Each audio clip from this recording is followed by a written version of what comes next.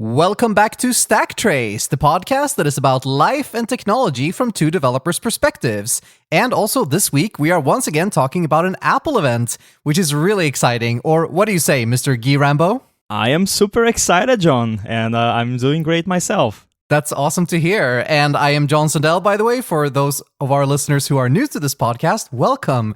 And those of you who are regular listeners, welcome as well, of course.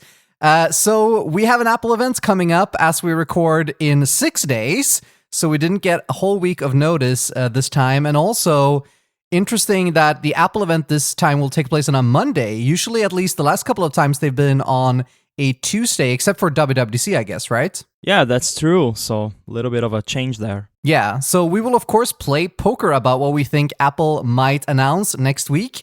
But before we get into all of that stuff, let's do some quick updates around what we have been up to. So what have you been up to, Rambo? So I've been working really hard on the next update of AirBuddy, which this event announcement kind of has a lot to do with it, because as our listeners probably know, when Apple does this Mac event in October or November, they usually also announced the macOS release date for the next release, which is in this case is macOS Monterey.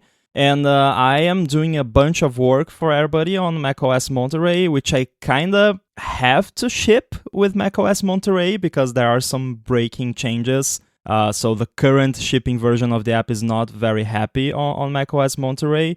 And honestly, I'm a bit scared. Depending on when the release date is, I'm not going to be quite ready. I do have some contingency plans. I do have my Series 7 Apple Watch Plan B type thing if I can't ship 2.5. So I do have another branch that I can release that's just going to fix the most serious issues on macOS Monterey, but don't include any major changes. And my current plans are to release version 2.5 for macOS Monterey users, but not for the previous OSs in the beginning. So it's going to be an automatic update for those who are on macOS Monterey, but it won't be available for Big Sur, Catalina, and Mojave. And that's because if I can do that, I can remove a bunch of the QA work that I have to do for the new release. So I can focus all of my testing just on macOS Monterey. And then after I can ship this version and people who are on macOS Monterey start to use it, I can then go back and then fix things for older OSs. Yeah, we spoke about this last week as well. And I think that sounds like a really, really good plan, like doing kind of a phased rollout in this case. And limiting the QA work when you're under this kind of pressure, I think is really, really good.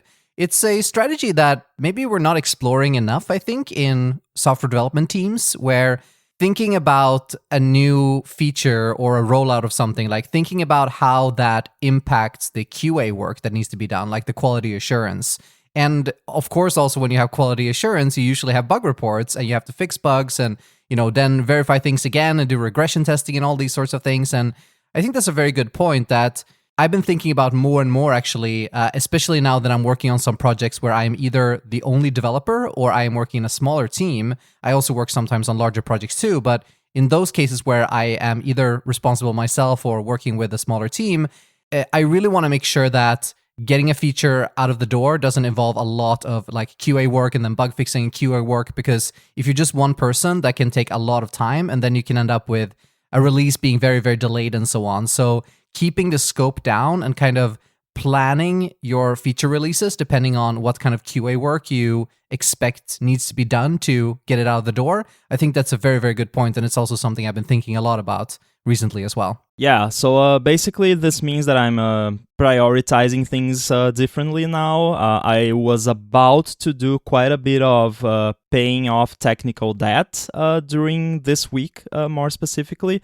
But right now I'm cutting all of that off. Like, I would love to do that work. I was ready to do that work. It's important that I do that work, but it's not something that will impact my users directly, immediately at least. Like, it, of course, when you refactor and you remove old code and you remove basically technical debt, you can then evolve your software more quickly and more efficiently, and sometimes fix bugs more quickly and things like that. But right now, the pressure is on, so I can't have the luxury of, let me extract this thing and make it beautiful.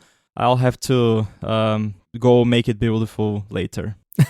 But I also think that some of the perfect times for doing this kind of cleaning up technical debt and refactoring and some things like that is after a big release. Because, to your point, like leading up to a release, especially if it's something that you're not controlling yourself, either because Apple is releasing a new operating system, you don't have control over that, or perhaps there's some kind of marketing campaign or some other things that you need to tie into with this release, then you basically can't move it, right? You need to be done on the specific date. So that's always going to involve some amount of rush and a little bit of stress and fixing things and prioritizing and really deciding like, what can I cut here from the scope and so on to make this date. And that usually also make you incur perhaps even more technical debt because you have to take some of those shortcuts. So when I've been in that position in the past, I've very often just scheduled after this release like a couple of weeks if I can, or at least like some amount of time to deal with technical debt in general, because I just know that it's a great kind of also quote unquote palate cleanser from doing that kind of, release focused work to just like go deep into the code and actually clean it up. But also because you typically really need to after that kind of period. Yeah, in this case, it's especially tricky for me because, as we mentioned before, macOS Monterey broke a bunch of stuff that everybody did. So I have at least like 2 major things in the app that are very broken on macOS Monterey in the current shipping version. And fortunately, I have a bunch of users who have been running the beta of Everybody 2.5 on macOS Monterey. So I collected a bunch of feedback and a bunch of bug reports and was able to address a lot of them. And all of these issues have been fixed. But basically, that means that I have to be there as close to day one as possible, and ideally before then. And since this release ended up being more than just a fixes release, it's quite a big feature release, it's still a little bit open as to whether I'm going to be releasing an update before this release with just the fixes and the release later with the new features and all of that good stuff, or if it's going to be just a one-shot thing where I release everything together. So stay tuned. Yeah, exciting. Looking forward to hear how this all goes. Hopefully there will be a success story and not something sad after the release of Monterey. Well, you can picture me right now as that little dog from the meme where everything is on fire and I'm saying just, it's fine. So you're saying that you're currently in the phase of denial? Yeah, probably. Perfect.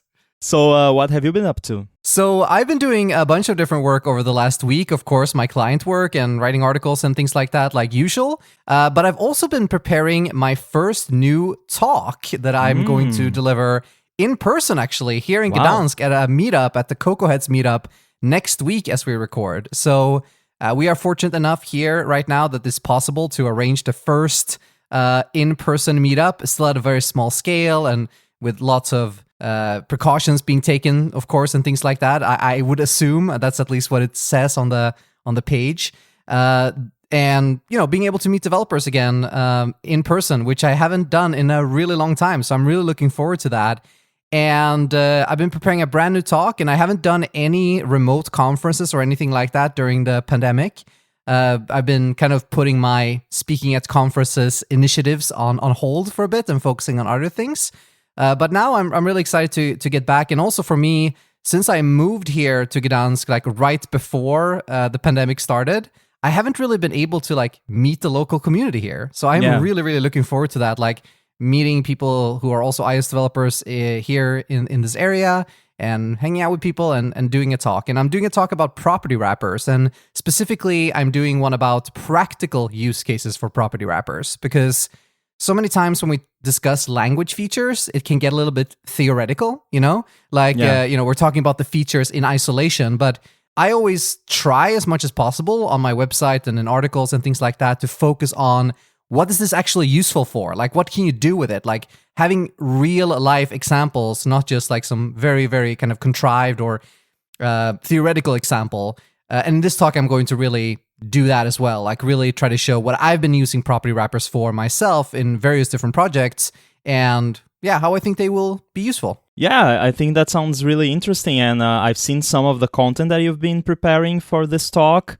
So it looks really interesting. And you mentioned maybe sharing the talk as a video or something. So I'm really looking forward for you doing that because it does sound like an interesting talk. Yeah, this is something that I think I will do going forward as much as possible to not just wait for someone to film the talk and then, put it on a YouTube channel, but for me to actually take the talk and make a proper YouTube video out of it. Because I have been wanting to do videos for a long time. I did a few videos a while back, a long time ago now, on my YouTube channel, which did receive some really, really good feedback. And I really enjoyed releasing them and seeing that people enjoyed them. But producing like all of the content and things like that for a video from scratch, just for a video, it's not really something that I currently have capacity for. And I'm not really super motivated, to be honest, like personally to do that.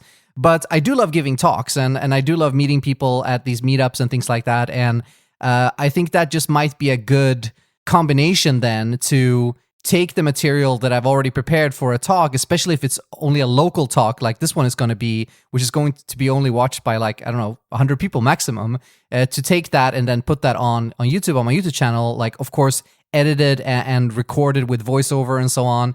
I think that could just be a great combination to kind of get some more mileage out of all of that work that I'm doing, because anytime I make any presentation, even if it's just for like a local meetup, I put like lots of hours into it. I put a lot of time into the code samples, into the material, into the animations. So I really want to make sure that I get as much use of that as possible. And I think putting it on YouTube, like as a video, it's going to be an experiment to see how people react to that and what the feedback will be. But that's at least my plan right now. Yeah, I guess you were feeling a bit of animation abstinence, right? From the lack of talks recently.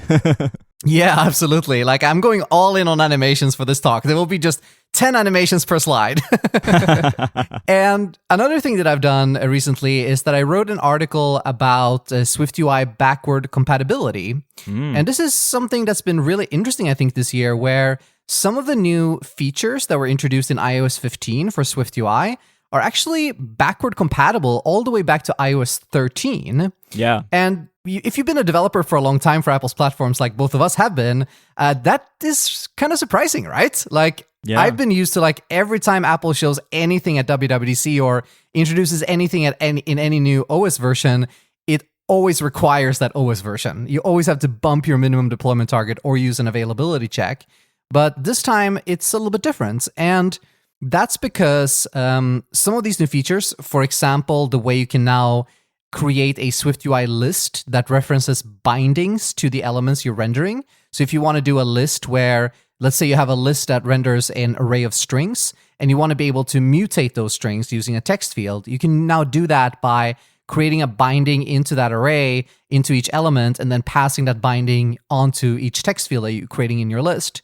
And you also have things like a new syntax for referencing styles. Like instead of saying inset grouped list style, you can now just say dot inset grouped. So a neater syntax for list styles. So these are not like major new APIs with new views or that really fundamentally change SwiftUI. They're more kind of convenience APIs, or in the case of bindings there, it's unlocks some new functionality built into the framework, which is great. But these are all backward compatible, and it's using a combination of both new Swift language features, which are often not in the case currently with the concurrency system, but in general, Swift language features are almost always backward compatible. So it's got that going for it. And then what it does is that the implementation then of those language features have been marked with a new attribute, or it's not brand new, but it's relatively new, and it's called always emit into client. So what that does is that if you mark as a library author, so this is not something that we should do in our own kind of third-party code, but if you are an SDK or library vendor, you can mark certain implementations as underscore always emit into client with an @ sign in front of it. And that causes the compiler to inline that implementation directly into the binary that is consuming that framework or SDK. So what that means is that these new backward compatible APIs, when we use them in our applications, the Swift compiler will actually emit those implementations into our app binary. So we will be shipping those new APIs as part of our app, which is how they can be backward compatible, which I think is pretty cool. Oh yeah, that's really interesting. And do you know what like the limitations are of this attribute? Is it applied to like a property, an entire type, or how does it work exactly? It can be applied to functions, to computed properties, and to subscripts. So you can't apply to an entire type. You can only apply to individual members. So like you typically, at least the way Apple has been using it now in this version of Swift UI, is to create an extension on a given type and then annotate the new function or the new property with that underscore always emit into client attributes. And that's how it all works. Yeah, that's fascinating. It's great that you share this because I wasn't aware of this. And it's funny, I mentioned when I was doing some Swift UI work in the new Xcode, but back deploying all the way to iOS 13, how working in Swift UI, even when you're still deploying back to the first release that had Swift UI, is way more of a pleasure these days with all of the new Swift features. And it can kind of feel like magic sometimes when this stuff back deploys and you don't really know how that's working. So it's nice to take a peek behind the scenes and learn about how it works in practice. So yeah, thanks for sharing this info. Yeah, well, my pleasure. It was really fun to kind of investigate it and doing some lightweight spelunking myself to look into these things. The cool thing is that this is actually all part of a official initiative in the Swift project called Library Evolution. So the Swift project aims to provide a set of tools for library and SDK authors to evolve their APIs over time. And of course, that includes Apple. And the idea there is to, since we now have things like ABI stability, to offer some like guidance and tools like this always emit into client attribute, which is currently, it has an underscore in front of it currently, which means that it's not fully public, like it's not something you really should depend on yet, but it's in the works. These are all the tools that are aimed to make those kinds of API changes to SDKs simpler over time, rather than always having to break compatibility. And I think this is fantastic. Like, I love this initiative. I really love the idea of backward compatibility in general. And when you can build on something and kind of iterate on it and make additive changes to it, and while maintaining backward compatibility, I think that's a really beautiful thing in software development in general. I think that creates some really elegant systems when they can work that way. So I'm very happy to see Apple embracing this. And, you know, I'm still dreaming of a future when we will have more backward compatibility for the new APIs, not just like minor ones or details like this, but proper like new views and things that are backward compatible as well. But perhaps that'll continue to just be a dream, but at least this is a step in the right direction, at least the way I see it. Yeah, I definitely agree. I think this is the sort of stuff that they should be thinking about, especially considering, and I don't think we talked about this much, and we can't go into it deeply today because of the constraints of an event next week. But Apple has been de-emphasizing OS updates for iOS 15 this year when you compare it to last year. So they have now a new way to show updates on iOS, where if you go to an iOS device that's running iOS 14.8 or whatever the latest one is, it's going to show you your iOS is up to date. And then down at the bottom of the screen, it will show also available iOS 15. So they're not like forcing people to update as much. So that's really interesting. And I guess if they're not going to be requiring all users to always be running the latest major version of the OS, they should definitely be thinking about backwards compatibility. Yeah, absolutely. And you know what's also really interesting? I don't know if this is just a bug or an oversight, but when you create a new project in Xcode 13, which, as you can probably imagine, I do a lot because I love to write prototypes, but I also have been moving more towards using real projects, like proper Xcode projects for my sample code writing rather than playgrounds. And the main reason for that is because of the new concurrency features. They only really work in a proper project currently. Yeah. But doing that, I've realized that when you create a new project in Xcode 13, its minimum iOS version is actually iOS 14. So it's not 15 by default. And maybe I'm just misremembering, but I seem to remember that it's always been the case when you create a new project in any version of Xcode, it always picks the latest iOS version as the minimum deployment target.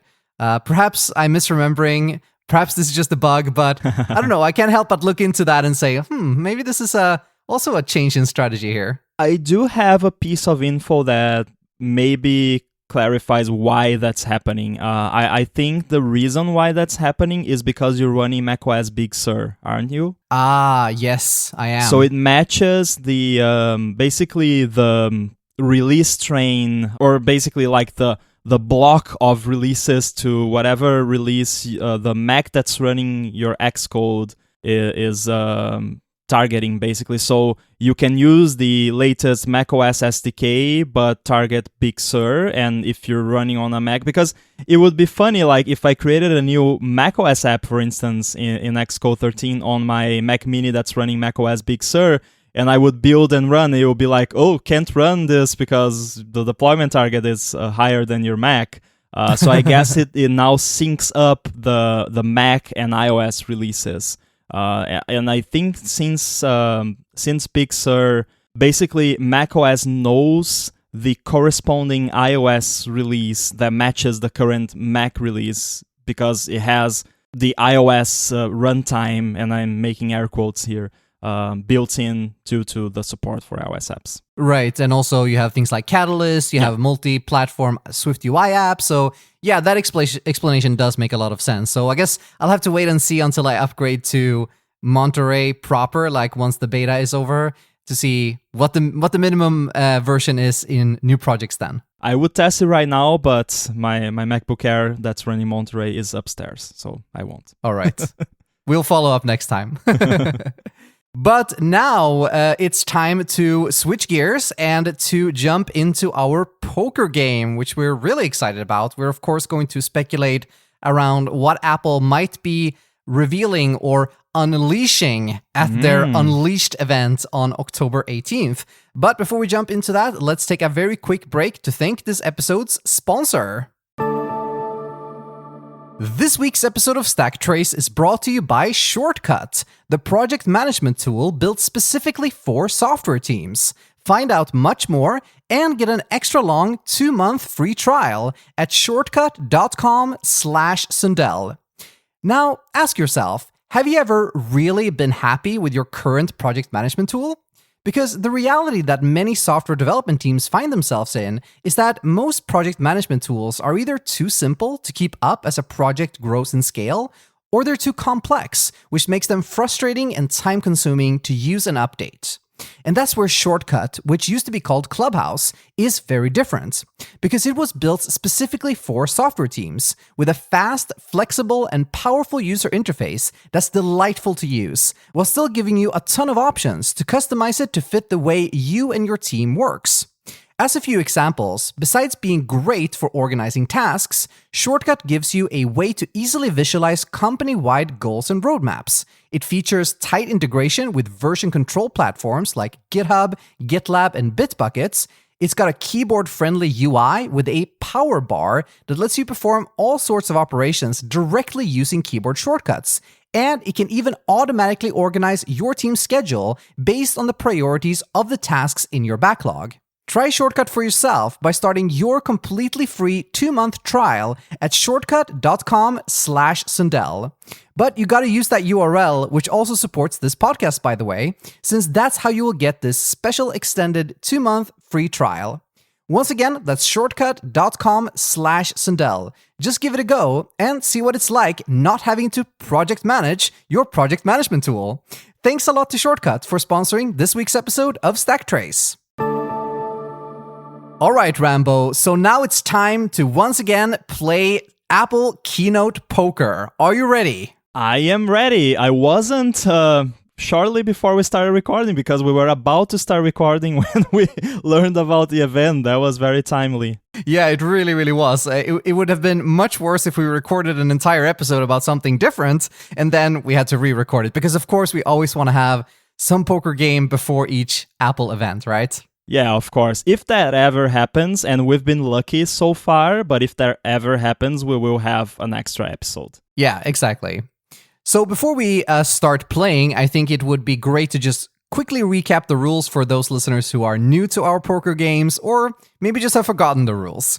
So we play poker, which is our kind of take on doing a predictions episode before each Apple event. And the way we play it is that we have 5 rounds where during each round, we each pick an item from a predefined list that we've both agreed on. And then we place bets on each item. And this is where the kind of poker part comes in. And the way the bets work is that we can bet from -5 to +5 points on each item. And then the other person also gets to place a bet on each item as well. In order to count, the item must appear in the keynote video stream itself. So it can either be spoken by a presenter or shown on screen or both to count. It cannot be in like a press release afterwards or on one of the product pages or something like that. It needs to be explicitly said or shown during the video stream. If the item does appear and we were betting plus points on it, that means that we get those points, and vice versa for minus. So minus basically means betting on the item not appearing. And then we have the 5th round, which is a little bit special, is the all-in round, and whatever bets we place during that round must be for +5 points. So there we cannot pick, we need to go all in, as they say in poker. And of course, we will put a scorecard in the show notes, which will show all of our bets and will also contain some boxes where you can put your own bets in as well. And we always love to see people placing some bets and participating in our game and sharing that on Twitter. So if you want to participate, please do that as well. Just tag us on Twitter and show us your bets, because that's always really, really fun to see. Right, Rambo? Definitely. So last time I won, and the only reason I remember that is because it was actually not that long ago. So I think it makes sense for you to start this time. All right, sounds good. I apologize in advance because I know this is not particularly exciting, but I'm going to start carefully here and then we'll get the more spicy takes later on. But I think Apple will be announcing a 14-inch MacBook Pro. So it has to be specifically 14 inches. All right. And I guess we might want to save some of the detailed predictions for further bets, or what do you think? Yeah, let's detail these machines as we go, or if we don't pick other stuff about them, which it's kind of impossible, but if we don't, we can do some general impressions later or thoughts. But yeah, I think we'll see a 14-inch MacBook Pro announced, and I am betting 5 points on that. And what if it's a 13.9-inch MacBook Pro? 13.9 is not 14, so it has to be 14.0. Otherwise, I won't get my points. All right, interesting. All right, that makes sense, and I think I will have to match that bet. Sorry for starting out boring here, but we also got to play to win, right? We want to have a nice mix between playing to win and playing for entertainment. So let's start out like a little warm-up round here, and yeah, let's both bet 5 points on 14-inch MacBook Pro announced, which I think is, we never want to say a given because we never know. All this event says is unleashed. It could mean anything, but I think the general anticipation is that there will be MacBook Pros at this event. Yeah, definitely. And speaking of that, what would be your first pick? I'm going to go with one that might also seem like a given, but I think is a little bit riskier, and that is that the new MacBook Pro, or I should say, there could be multiple ones, right? There probably will be, but let's just say one of the new MacBook Pros will run an M1-based chip. So the reason this is a little bit risky is because it could be an M2 or something else that gets announced, which is based on the A15 system on a chip that we saw just recently at the iPhone event. But what I'm betting on here is that there will be a chip that is based on the M1 from last year, but scaled up. So it won't be just the M1, at least not, that's what I'm betting on that it won't be, but a scaled up version. So M1X is something that's been thrown around as a name for this, matching what we've seen before with an iPhone A series processor being given an X suffix and being used in the iPad. So this is what I'm betting on here. Like I'm not betting on the name M1X, but I'm just saying it will be an M1 based chip, but scaled up version of it in one of the new MacBook Pros. Yeah, I think that makes sense, and I think you're correct in not betting on the specifics of the name. We don't exactly know what Apple's naming convention will be for scaled up M whatever chips. We know the naming scheme for A chips and things like that, but who knows? Maybe they'll change it altogether. We can never know when talking about Apple and naming things. So I think you're right, and I think the way we'll know about the M1 basis is they will talk about it, like they'll mention we base this on our excellent M1 architecture or something like that. And if it's called something like M1X, then it's clear, like it's evident that it's based on the M1. And I do think that it will be called M1X, so I think you're probably going to get this one. And how many points? I'm going to bet 4 points on this one. And I also just wanted to add an additional thing to make it easier for us to score this.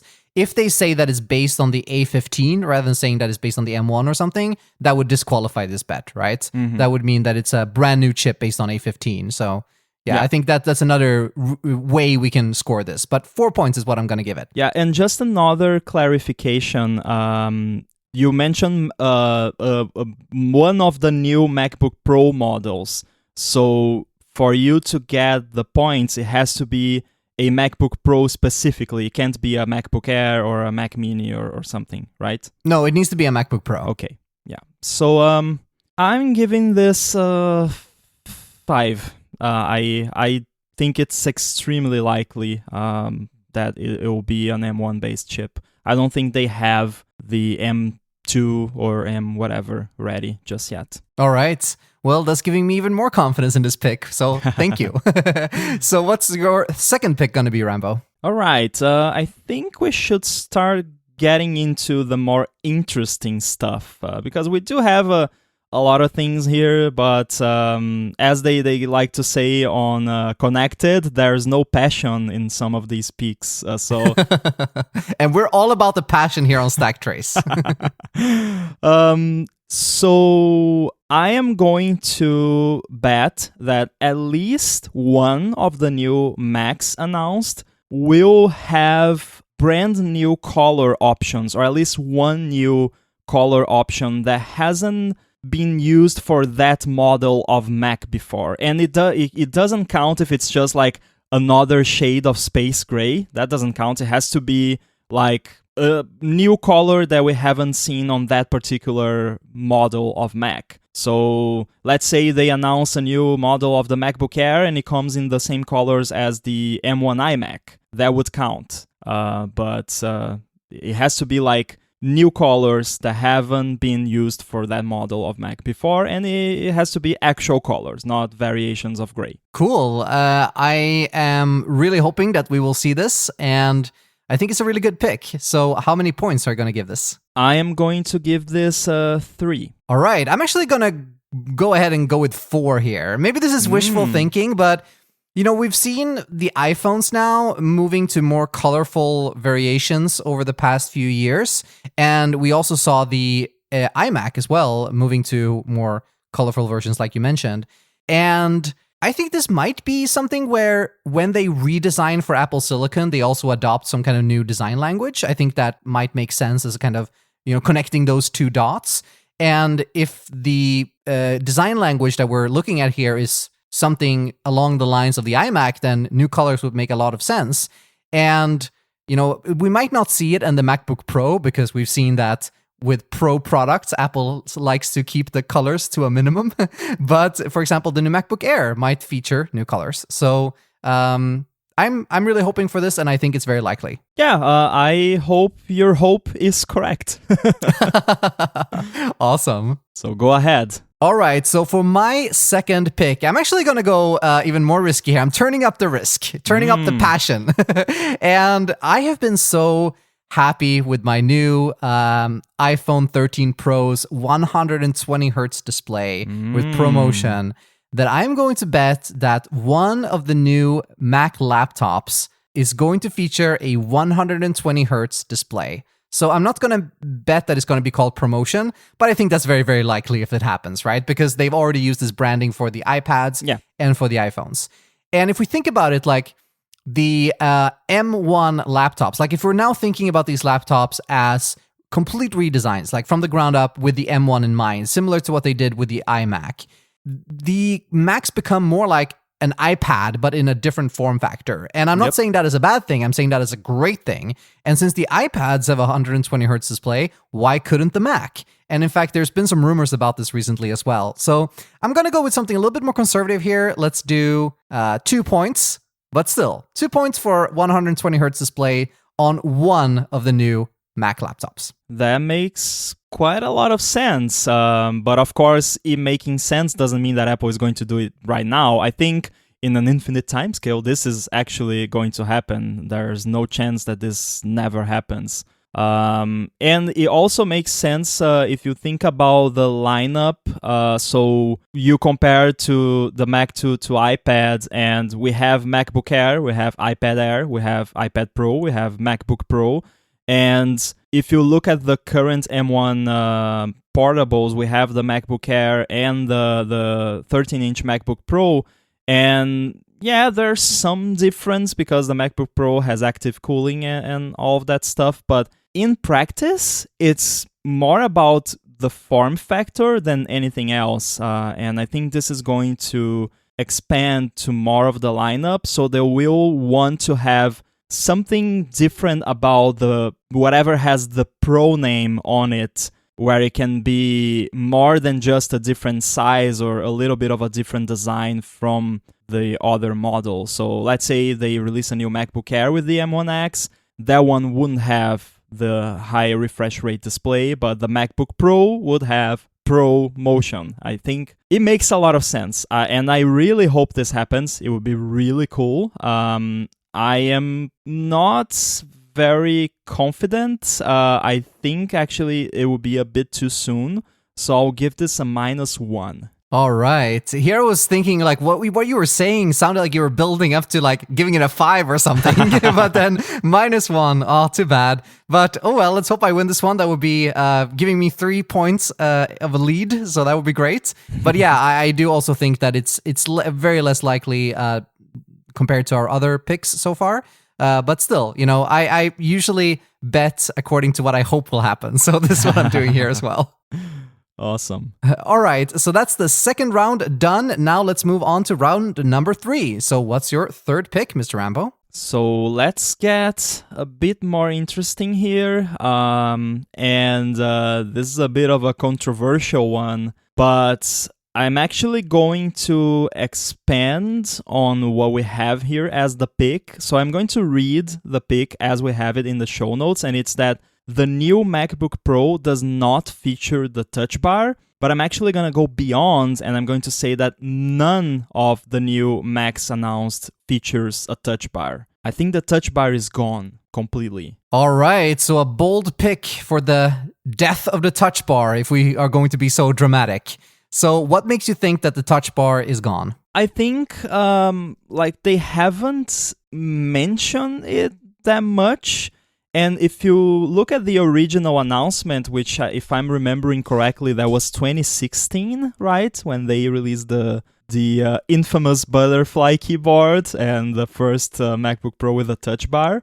The touch bar has been the same, like pretty much the same since they released it. There's been very little change to the software that it runs and very little change to form factor. The screen hasn't changed except for the size in the 16-inch MacBook Pro, which got the separated escape key and Touch ID sensor. Yeah, so the only change to it has been to reduce it. Yeah, exactly. So I think it was a good idea. I think it was worth it for Apple to try it out. But I think their approach towards this hardware feature, both in terms of new hardware that's released and in terms of software features for this particular hardware, shows very little interest in expanding it any further. And I think if they're not going to expand it any further, they might as well just remove it, especially considering that a large percentage of their user base that really likes these machines really dislikes the touch bar as a feature, and they haven't offered the option for you to get the exact same Mac with or without a touch bar. It's always been all or nothing, and I don't see them offering that option. I think their option is to just kill the touch bar. And I will give this one a 3. All right. So I think you're right. I think if we rewind the clock back 5 years to when the touch bar was announced, there was this general feeling like in the community that Apple was heading towards a future where the Mac and the iPad would be merged, right? Mm-hmm. There was all these questions around it, and there was even this WWDC slide around, are we merging macOS and iPadOS? No, like a big no falling from the sky. And a lot of the speculation and things, it hasn't maybe completely died out. I mean, in fact, when Big Sur was announced, there was a lot of speculation. Oh, is this preparing the Mac for having a touchscreen? Because some of the touch targets are larger, or click targets, I should say. But in general, it feels like that whole narrative and that strategy that we thought Apple had, it doesn't feel as prominent anymore. It feels like that was something that was really a focus back in 5 years ago. And that's kind of where it feels like the touch bar came from. Not necessarily like moving the Mac to become an iPad, but taking those touch capabilities and taking what's great about touch and implementing some of that on the Mac, right? As a little strip. But now, 5 years later, it does feel like that didn't really go anywhere. The customer response to it has been really, really mixed. A lot of people have strong opinions about it. And it seems like for these laptops, like looking at the rumors, it seems like it might be taking the Mac and making it into a less kind of controversial product, like a product that people are going to have less strong opinions about and just is a great Mac. And that would be fantastic. So I do hope that this happens. I have never been a fan of the touch bar. I had briefly a 16-inch MacBook Pro with what touch bar. I didn't like it at all. Since then, I've been using Macs without it. And I would love for it to go away. I would love to be able to buy a MacBook Pro without a touch bar. So again, wishful thinking. I'm going to bet 4 points on this. Nice. And to be clear, like I'm not one of those people. I actually kind of like the touch bar, but I don't miss it when I don't have it. And currently, I don't have any Mac with a touch bar, and I've been completely fine without it. So even though I kind of like it, I don't think it's worth having. And I think Apple probably realized that. I do think about how Apple will approach the software features of the touch bar, because it's not just used for the touch bar hardware anymore. It's also used when you are using the sidecar feature on your iPad. It shows the controls from the touch bar, and all of the APIs are like named touch bar and things like that. So I wonder if they'll deprecate the touch bar APIs or if they're gonna keep them and just like repurpose them and change the documentation to explain that this is only used in a sidecar context. Right, yeah, that's interesting. So you have never been able to build a Mac app assuming that the touch bar will be there, right? Because it has only been in a subset of the products, but it is used in Sidecar also, which is interesting. So yeah, it could go either way there, I think. But deprecation, if they would completely deprecate these APIs, I wouldn't be surprised. Yeah, and I don't think many developers would think it's worth it adding this stuff just for when the user is using Sidecar. Exactly, yeah. So what's your next pick? All right, so for my next pick, I'm going to go with something screen-related. Again, you can see I'm all about the screen today, Rambo. And I'm going to bet that one of the new MacBook Pros, which could be both if there are multiple ones, but at least one of the new MacBook Pros will feature a pixel-perfect 2x retina scaling. So what I mean by that is currently when you run a Mac laptop in retina mode, you're not getting like exactly a 2x retina scale, like comparing the UI scale with the pixels, like the raw pixels that the screen is outputting, which is not the case on the iPhone or the iPad, where everything is either 2x or 3x, like a perfect scaling. I mean, not always true. Yeah, there are some variations. Right, there's some variations, but that's been the norm, we could say, right, yeah, for general, iOS devices.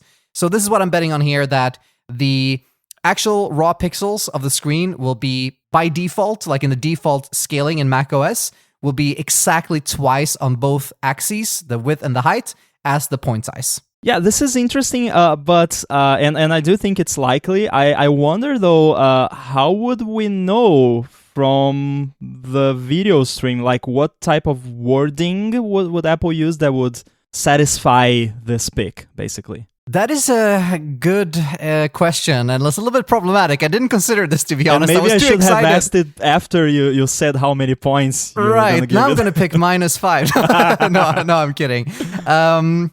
So I think the way we can judge it is, well, first of all, they will probably mention the actual pixel dimensions of the display, right? They typically do that. And we will be looking for something where they say like, it's a true 2x retina, or it's for a true retina display or something like that. Like they need to basically emphasize the retina-ness of the display, and definitely also like mention the pixel count so that we can verify that, comparing them to previous laptops, that the ratio in the UI will in fact be a perfect 2x. Would that work, you think? Yeah, I'm no display specialist, but I think if they announce like the display resolution and the PPI, that's enough for us to make that assessment, right? Yes, I believe so. Yeah, I think it's more likely because they usually talk about that kind of stuff, especially for a Mac and especially for a Pro Mac. So yeah, I don't think this pick is as tricky as we initially thought it would be. Right, that's good then.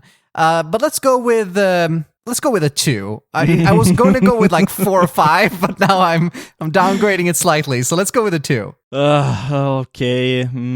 I'll give it a 1. All right. Well, at least the game is interesting again, Rambo, right? Like Yeah. it's a good game, so super cool. I came very close to folding.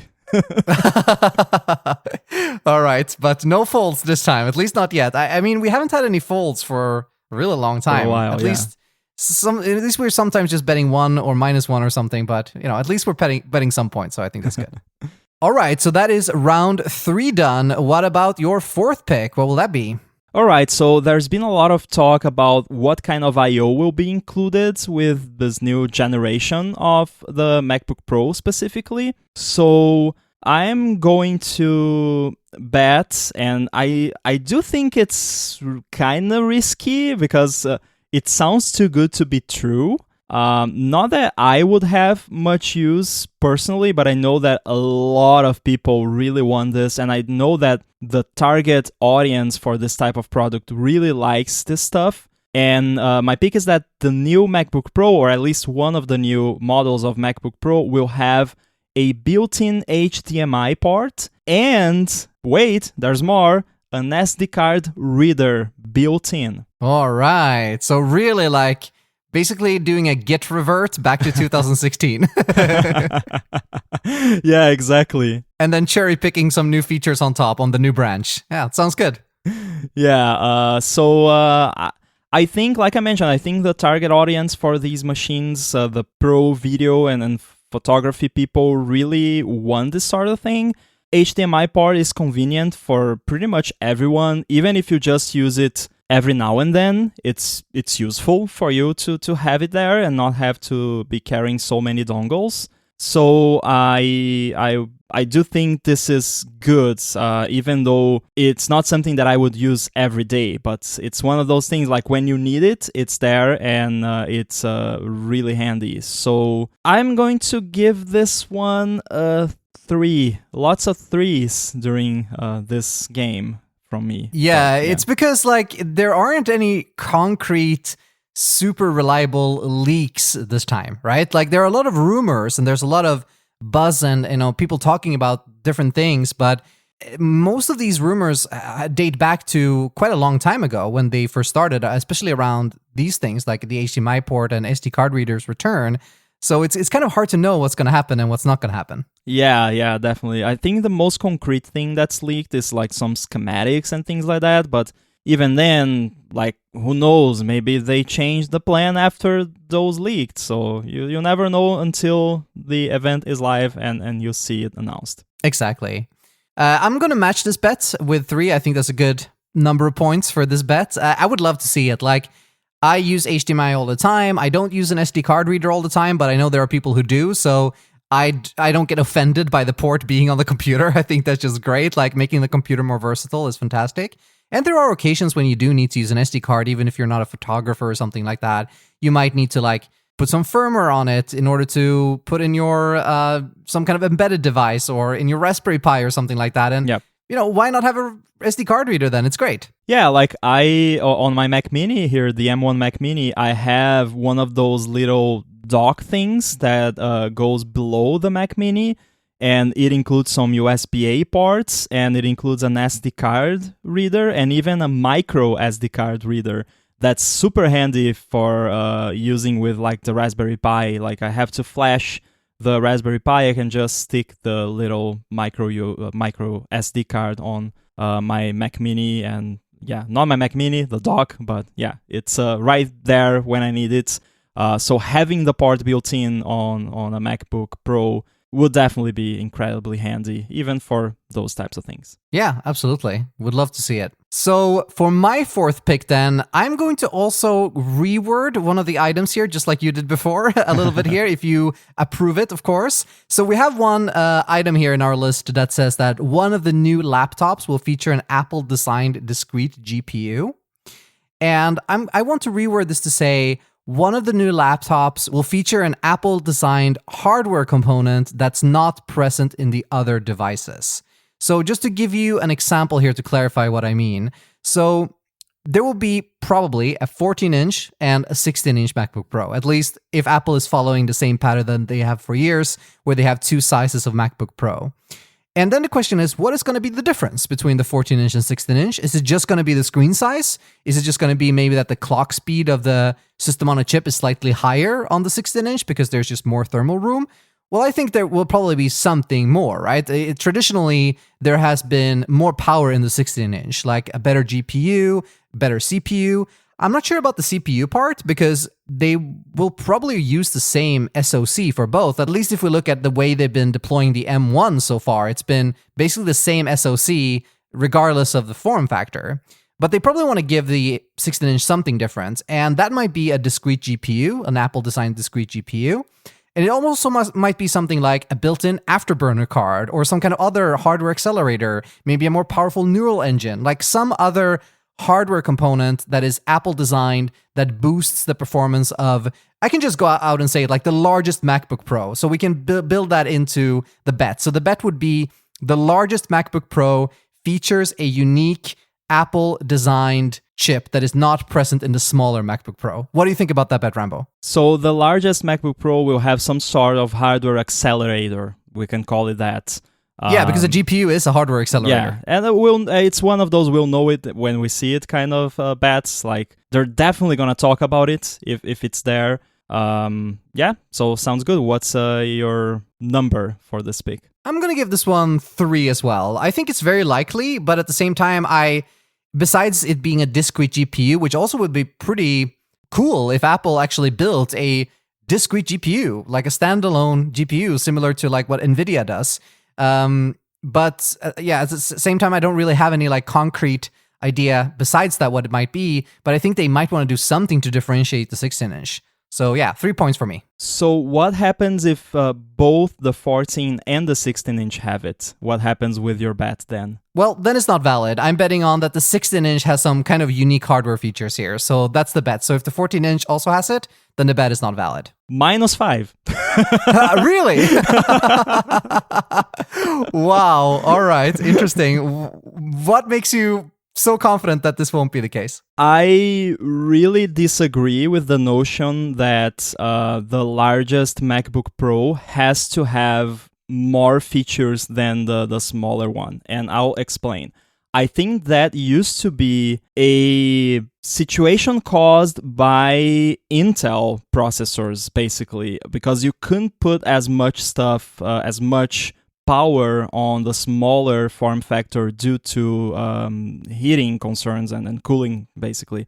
And I think with Apple Silicon, one of the things that's changed is that your choice of which Mac to get will have more to do about the form factor itself than the features that the form factor has to offer. In a similar sense to how, at least ideally, it's not always the case, but at least ideally, the largest iPhone, the iPhone Pro Max and the iPhone Pro, in general, will have the same features. Of course, that's not always the case, so I do think there is still a chance that this might happen. But if it does happen, I don't think it's like an intentional Apple thing to make the 16-inch more appealing in some way. I think it's all about form factor nowadays. So the 16-inch might have more ports because there's more space, and it may even have slightly better performance because it can be more efficient about cooling the internal components, so there's less thermal throttling happening. But I think Apple's intention with Apple Silicon is that it's all about the form factor that you want. So if I want the fastest Apple Silicon M1X or whatever I want, with like the most GPU cores and as much RAM as you can put in there, I can do that with the 14-inch. I don't have to go to the 16-inch for it. And I will be slightly disappointed if there's too much that's only available for the 16-inch. So that's my reasoning behind the -5 there. And it's only because you chose basically to specify as your pick that it has to be only the largest MacBook Pro. That's my thought process. Yeah, because otherwise I don't think it would be a very interesting pick, like to say that the MacBook Pro has unique hardware features compared to the MacBook Air, because I think that's pretty much a given, right? Yeah. I do agree with you in theory. Like, if I'm going to buy one of these new computers, I will almost definitely buy the 14-inch because I like smaller computers in general. That's why I typically travel with an iPad whenever I can travel, of course, these days. But at the same time, like, if we look at the history of the MacBook Pro, that has certainly been the case, like you also said. It could be because of Intel, but it could also be like the argument you make there for the way Apple looks at the M1 is to have the same features, and you can pick depending on the form factor. I think that's mostly a case of it just being a first-generation product, and the fact that the very first M1s that we saw were just taking the existing enclosures and just putting the same SoC in them. And then we've only really seen one true Apple Silicon computer so far, and that's been the iMac. So I'm not sure if that's enough evidence to say, like, this is some deliberate strategy, other than they were just trying to move to Apple Silicon as fast as they could without necessarily changing the form factors. And that's why we ended up with all these computers running the same SoC, even though the form factors are different. But, I would love for this to be wrong, actually, for you to be right, because that would just mean that the 14-inch would be as powerful as the 16-inch. But I think just all that extra space, like, that's a lot of extra space in a laptop. Battery. It would be, battery for sure. But otherwise, I think it's very likely that Apple will want to use that for some kind of hardware feature other than battery. Yeah, I think we both have good points. So we'll have to agree on disagree. A phrase that I don't particularly like, but... Well, we have to agree to wait for 6 days until we will see exactly what will happen. But yeah, I think Apple's goal is to have the same SoC. Maybe with whenever the Mac Pro switches to Apple Silicon, they will have more differentiation there, because the Mac Pro is a completely different beast. Or maybe you'll have the next generation before everything else gets it. Because if you think about it, if Apple can physically, and if it's feasible for them to have the same processor in the MacBook Air and in the Apple Silicon Mac Pro, why not, right? If they can charge the same amount of money, and there's that aspect as well, there's cost, but if you could get a MacBook Air that has the same SoC as the Mac Pro, that would be great. Like, it would be really appealing, but of course that would be a bit exaggerated. So yeah, we'll see next week. Yeah, for sure. This is a very interesting game. I'm very curious to see how this will play out. All right, but now we've reached the all-in round, the final round, which means that the picks we make this time need to be assigned 5 points by the person who makes them. So the other person can bet whatever points they want, but the person making the bet will have to go all in and bet 5 points. So Rambo, what's going to be your all-in pick for this poker game? I am going to pick that they will be announcing a new model of the Mac Mini. And it's going to be not replacing the current Mac Mini, but it's going to be a new option, basically. It doesn't necessarily has to have a new name, like Mac Mini, Mac Pro Mini, or Pro Mac Mini, or whatever. So for my pick to be validated, there has to be a new model of the Mac Mini, and it will be part of the lineup. So usually when they finish announcing the new stuff, they show the current lineup on screen. There will be like this new Mac Mini and also the current Mac Mini in there. Oh, so you're actually betting on that it needs to be an addition to the current Mac Mini? Yeah. So all right. It's not an upgrade to the existing Mac Mini. It's a new Mac Mini. And does it need to be called Mac Mini? Yeah. Okay. I mean, hang on. It has to have Mac Mini on the name. So if they call it Mac Mini Max or Mac Mini Mini or Mac Mini Pro, whatever, then it's still valid. So Mac Nano. Name dot contains Mac Mini. Okay, fantastic. I also really love that you said that the Mac Mini will be in the lineup because of this very, often quoted phrase that the Mac Mini remains a product in our lineup. Oh, that was fantastic. Yeah. All right, Rambo, +5 on this. That's a very interesting change of strategy on your part. So this is a risky one, I think, unless you know something I don't. I thought it was a given because my initial bet was exactly what we had here in the show notes, which is basically a new model of the Mac Mini is announced. But then I thought it was too boring, so I decided to spice it up a bit, and I'm probably going to regret it. I'm going to give this one a -1, just because I think you put too many qualifiers on it. I think if they do something like this, I'm not sure if they would call it Mac Mini, or if they would do it, I think they would just replace the current one and treat this as a quote-unquote spec bump. So I think the scenario you outlined there where the current M1 Mac Mini still remains, but then there's an extra one here now with an additional name, I think that sounds very unlikely to me. I could be wrong, but that's why -1. I'm not too confident on being wrong or being right, that it's not going to be right because you were wrong. But so that's why I'm giving it -1 and not more minus, but still, I think it's a -1 for me. Yeah, my expectation is that they will keep the M1 Mac Mini in the lineup. So then the question becomes, how do we know about that by the keynote video, which is a requirement. Like, we can't wait for the new star to go up for us to look if the current Mac Mini stays. It has to be on the keynote. And thinking about the structure that Apple usually has for their keynotes, it's probably going to be announced, this new Mac Mini, and then when they talk about the price, they will also show like, oh, and the M1 Mac Mini is still available for however many dollars. So assuming they keep the M1 Mac Mini, that's how we confirm it probably from the keynote. Yeah, and basically your bet is going to be disqualified if they say something like, we've upgraded the Mac Mini to now look like this instead, right? Because that would mean that it's a replacement. Yeah, and if they do that, then they won't show the like the pricing for the M1 or show it as part of the lineup. Right, exactly. So, Rabbi, I want to ask you this. So I'm going to make my all-in pick now, my final one. I just want to ask you, do you feel like I've been risky enough this game? Have I made good risky picks throughout this game? I think we both have. Yeah, general. but me specifically, have I done it? I would have to go back and listen, but I feel like we've been pretty good during this game in general. Are you asking me for my blessing to pick something boring? Is that what you're doing? That's exactly what I'm doing. All right, feel free. I won't be too mad at you.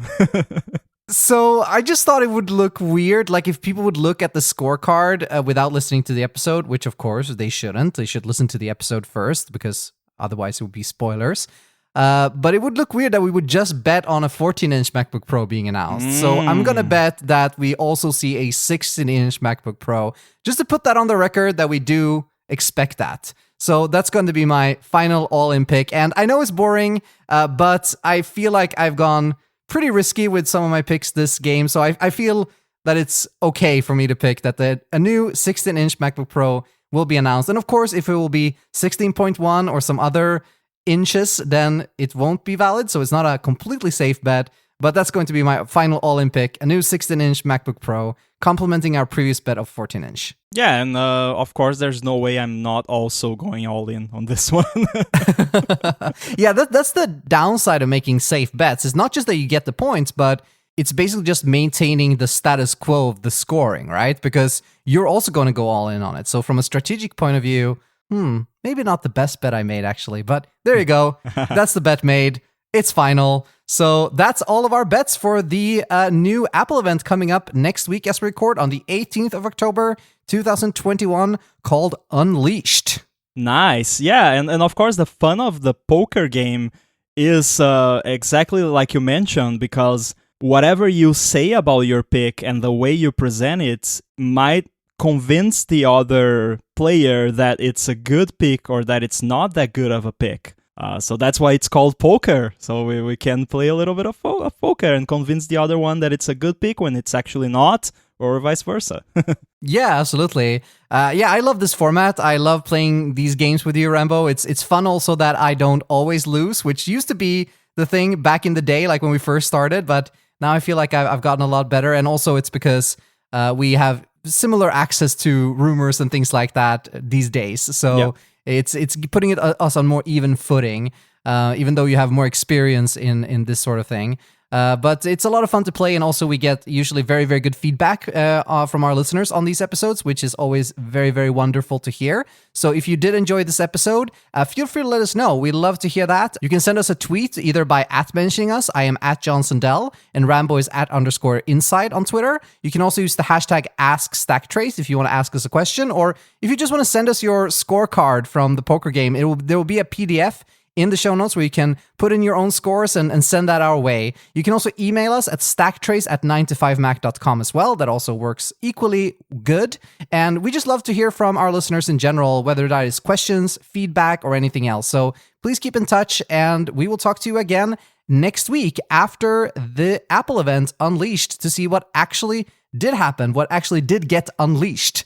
We should also thank this week's sponsor, Shortcut. You can check them out at shortcut.com/Sundell. So my last name this time. Rambo didn't get to have his last name this time on the URL, but that's still our URL for the show. And going there also helps support this podcast, of course, and lets you start an extended free trial. So do check it out. But that's it for this week. So thanks so much for listening, and we'll talk to you again next week. So say goodbye, Mr. Rambo. Goodbye.